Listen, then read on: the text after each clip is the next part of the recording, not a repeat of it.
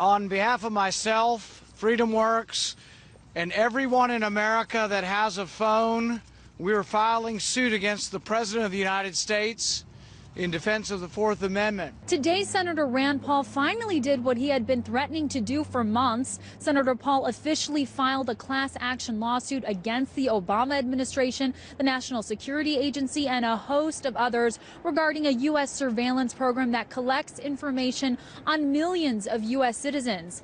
At a press conference here today, Paul spoke about the magnitude of this case. This, we believe, will be a historic lawsuit.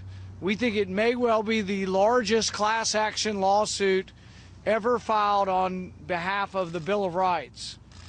We've had 386,026 people show an interest in having their records protected.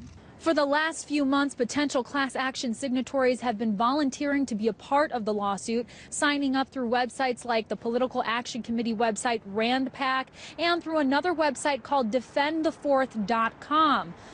Another group that has been trying to push support for this suit is a libertarian organization called FreedomWorks. Now, Matt Kidby, the president of FreedomWorks, is also a plaintiff in this lawsuit along with Senator Rand Paul.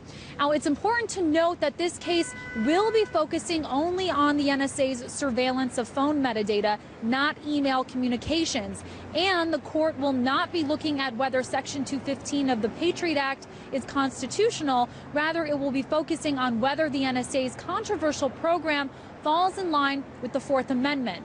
We will ask the question in court whether a single warrant can apply to the records of every American phone user all of the time, without limits, without individualization. Ken Cuccinelli, Virginia's former attorney general, is serving as the lead counsel for the case. He says this trial will be different from the federal case late last year, in which a judge ruled that the NSA's mass collection of phone data is constitutional. Here's what he had to say. Most times this question has been addressed. Overwhelmingly, it has been on what's called an ex parte basis. That means there was no one to argue the other side. There was no one there to defend the Constitution vigorously. Cuccinelli went on to say that this would be one of the rare occasions when we have a debate in front of a judge who will then be able to make that ultimate decision. Both Cuccinelli and Senator Rand Paul said they were very optimistic this case would go to the Supreme Court, but that it could take several years before it reaches that level. In Washington, Amira David, RT.